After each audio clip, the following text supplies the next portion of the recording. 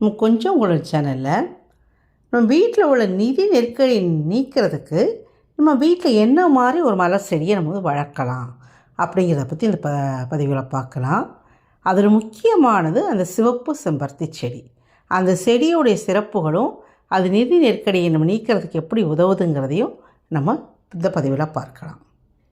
வாஸ்து சாஸ்திரத்தில் வீட்டோட திசைகளோட வீட்டில் வளர்க்கக்கூடிய மரங்கள் மற்றும் செடிகளோட முக்கியத்துவம் கூறப்பட்டுள்ளது. வாஸ்துவில் நிதி தடைகள் நீக்க சில சிறப்பு வகையான மலர் செடிகளை வீட்டில் நடலான்னு கூறப்பட்டிருக்கு.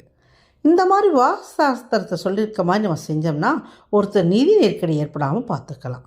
இதில் முக்கியமாக செம்பருத்தி மலர் வாஸ்துவில் சிறப்பு பலன் தருவதாக கருதப்படுகிறது. செம்பருத்தி மலர் ஒரு அழகான பூக்கும் தாவரமாகும். இது வீட்டை அலங்கரிப்பது மட்டுமல்லாமல் வாஸ்துப்படி மங்களகரமானதாகவும் கருதப்படுகிறது. இந்த சிவப்பு செம்பருத்தி மலர் தான் ரொம்ப மிக மிக சிறந்தது. வீட்டில் வளர்க்கும் போது பல கலர் செம்பருத்தி பூ நம்ம பார்த்துருக்கோம். பிங்க்கு, எல்லோ, அதுக்கப்புறம் ஒயிட்டு, அப்புறம் சிவப்பு செம்பருத்திலே அடுக்கு செம்பருத்தி, இந்த மாதிரி நிறைய பார்த்துருக்கோம். ஆனால் நம்ம சொல்லப்படுவது ஒற்றை இதழ் கொண்ட அந்த செம்பருத்தி மலர். இந்த செம்பருத்தி மலர் வந்து லக்ஷ்மி தேவிக்கு மிகவும் விருப்பமானது. இந்த மலர் வந்து எதிர்மறை ஆற்றை நீக்குகிறது. நீங்கள் நிதி நெருக்கடியால் சிரமப்பட்டு நிறைய முயற்சி செய்து உங்கள் நிதிநிலை வந்து மேம்படலைன்னா கண்டிப்பாக செம்பருத்தி பூச்செடியை உங்கள் வீட்டில் நட்டு வைங்க.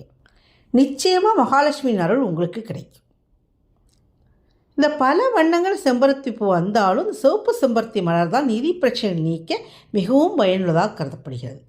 வெள்ளிக்கிழமை அன்னைக்கு உங்கள் வீட்டுக்கு அருகில் உள்ள மகாலட்சுமி கோயிலுக்கு சென்று சிவப்பு செம்பருத்தி பூவால் அர்ச்சனை பண்ணுங்கள். மகாலட்சுமி மனமகிழ்ந்து உடனே அருள் புரிவாள். இதை வந்து நீங்கள் தொடர்ந்து ஒரு 11 வெள்ளிக்கிழமை வரைக்கும் செஞ்சீங்கன்னா உங்களுக்கு பணம் வந்து தடைப்பட்ட பண வரவு வந்து வர்றதுக்கு வந்து வாய்ப்பு இருக்குது. அதே மாதிரி செம்பருத்தி பூவை கொண்டு சூரிய பகவான், நவகிரகங்கள் இருக்க சூரிய பகவானை வழிபட்டிங்கன்னா சூரிய பகவான் அருள் கிடைக்கும். செம்பருத்தி பூவை தண்ணீரோடு சூரியனுக்கு வைத்து பூஜை செய்த மூலம் வாழ்க்கையில் பல முன்னேற்றங்கள் நமக்கு கிடைக்கும். அப்புறம் இந்த செடியை வந்து நடுறது மூலம் வீட்டில் தந்தையுடனான உறவு வந்து எப்போதும் நன்றாகும். சில வீட்டில் அப்பாவுக்கும் பையங்களுக்கும் பிரச்சனையாக இருக்கும். பையன் ஒன்று சொல்லுவான், அப்பா ஒன்று சொல்லுவார். மோஸ்ட்லி பையன்கள் வந்து கான்டாக்ட் வச்சுக்கிறது அம்மாட்ட தான். எதுனாலும் ஏதாவது விஷயம் வேணும் நடக்கணுனாலும் அம்மா மூலமாக தான் அந்த விஷயங்கள் வந்து அப்பாட்ட போகும். அந்த மாதிரி தான் அந்த ஒரு டீனேஜுங்க வரும்போது அந்த ஒரு மிஸ் அண்டர்ஸ்டாண்டிங்ஸ், மிஸ்கம்யூனிகேஷன்ஸ் நிறைய வரும் இல்லையா? ஸோ அந்த மாதிரிலாம் இல்லாமல் தந்தையும் மகனும் ஒரு சந்தோஷமாக ஒற்றுமையாக இருக்கிறதுக்கு வந்து இந்த செடியை நடுவது மூலமாக அதுவும் உங்களுக்கு வந்து உதவுது. அதே மாதிரி உங்களோட ஜாதகத்தில் சூரிய தோஷம் இருந்தால் வீட்டோட கிழக்கு திசையில் செம்பருத்தி செடியை இங்கே நடணும். அப்படி செஞ்சீங்கன்னா கண்டிப்பாக அந்த தோஷம் வந்து நீங்கிடும். இப்போ வந்து நீங்கள் இல்லை தனி வீடாக இல்லை, இண்டிவிஜுவல் ஹவுஸ் இல்லை, எங்களுக்கு நாங்கள் ஃப்ளாட்டில் தான் இருக்கிறோம் அப்படின்னா என்ன, நீங்கள் ஒரு தொட்டியில் கூட செம்பருத்தி செடியை நடலாம். அதிலிருந்து வரும் காற்று வந்து உங்கள் வீட்டில் உள்ள நெகட்டிவ் வைப்ரேஷன், அதாவது எதிர்மறை ஆற்றல்லாம் நீக்குது. அப்புறம் வந்து செம்பருத்தி செடி மாங்கல்ய தோஷத்தை நீக்கவும் பயன்படுது.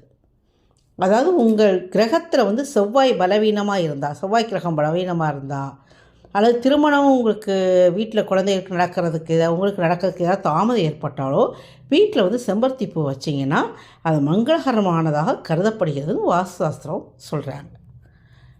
இந்த மாதிரி செம்பருத்தி பூ வந்து பல நன்மைகள், அதாவது வீட்டின் நிதி நெருக்கடியை நீக்குது, உங்களுக்கு வந்து மங்களகரமானதாக இருக்குது, தந்தைக்கு மகனுக்கு உண்டான உறவை மேம்படுத்துகிறது, சூரிய தோஷம் நீக்குகிறது. இந்த மாதிரி பல விதங்களை செம்பருத்தி பூ வந்து நமக்கு வந்து பயன்படுது. இதை வந்து பொதுவாக வீட்டோட கிழக்கு அல்லது வடக்கு திசையில் நடுவது மங்களகரமானதாக கருதப்படுகிறது. ஏன்னா கிழக்கு திசைங்கிறது சூரியனோட திசை மற்றும் செம்பருத்தியோட சிவப்பு நிறம் வந்து சூரியனை குறிக்கிறது. ஏன்னா இந்த திசை செம்பருத்தி செடி நடுவது மூலம் சூரிய சக்தியும் பலன் வந்து நிறைய கிடைக்கும். வடக்கு திசைங்கிறது தெய்வங்களின் திசை. ஏன்னா அதில் செம்பருத்தி செடி நட்டாலும் தெய்வ அருள் கிடைக்கும். இன்னொன்று மருத்துவ பலன்களையும் இந்த செம்பருத்தி, இந்த சிவப்பு ஒற்றை இதழ் செம்பருத்தி வந்து நமக்கு மிகவும் பயன்படுது. அதாவது ஹீமோக்ளோபின் கம்மியாக இருக்கிறவங்க, உடம்பு ரத்த சோகை உள்ளவங்களாம் இந்த செம்பருத்தி பூவை எடுத்து நல்லா வாஷ் பண்ணி வெறுமனே கூட நீங்கள் சாப்பிடலாம். சாப்பிட்டிங்கன்னா உங்களுக்கு அவ்வளோ நல்லது. இல்லைன்னா அந்த செம்பருத்தி ஹைபிஸ்கஸ் டீ மாதிரி இதை போட்டு கொதிக்க வச்சு அதில் வந்து நீங்கள் ஒரு நாட்டு சர்க்கரை ஏதோ கலந்து கூட நீங்கள் அதை குடிக்கலாம். ஹைபிஸ்கஸ் டீயாக குடித்தாலும் உங்களுடைய உடம்புல ரத்த அணுக்களை வந்து அதிகமாக உற்பத்தி செய்து உங்களுக்கு ரத்த சோகை வந்து நீங்கும். இந்த மாதிரி அப்புறம் செம்பருத்தி பூ செம்பருத்தியுடைய செடியோடைய இலைகள் இதெல்லாம் நமக்கு ஒரு நேச்சுரல் ஹேர் ஷாம்பு மாதிரி நம்ம பயன்படுத்துறது எல்லாருக்கும் தெரியும். எண்ணெயெல்லாம் நிறைய தேங்காய் எண்ணெயில் இந்த செம்பருத்தி பூ இலையெல்லாம் போட்டு காய்ச்சி எடுத்து அதை தலைக்கு தேய்க்கும் போது முடி வளர்ச்சியும் ரொம்ப நல்லாயிருக்கும். ஸோ இந்த மாதிரி ஹெல்த் வைஸ்லேயும் சரி, நம்முடைய வீட்டில் நிதி நெருக்கடி நீக்கவும் சரி, நமக்கு வாஸ்து தோஷங்கள் நீக்கவும் பல விதங்களில் பயன்படுற இந்த செம்பருத்தி செடியை உங்கள் வீட்டில் நீங்கள் சின்ன அளவுலையோ இல்லை நிறைய இடம் நல்லா இருந்தால் அல்ல ஒரு பெரிய மரமாக வளர்த்து பயனடையுங்கள். இந்த பதிவு உங்களுக்கு பிடிச்சிருந்தோன்னா சேனலை மறக்காமல் சப்ஸ்கிரைப் பண்ணி கூட ஆளுங்கிற பெல் பட்டனை அழுத்துங்க. அப்போ தான் நான் போடுற வீடியோஸ் நோட்டிஃபிகேஷன் உங்களுக்கு வரும். லைக் பண்ணுங்கள், ஷேர் பண்ணுங்கள், கமெண்ட் பண்ணுங்கள்.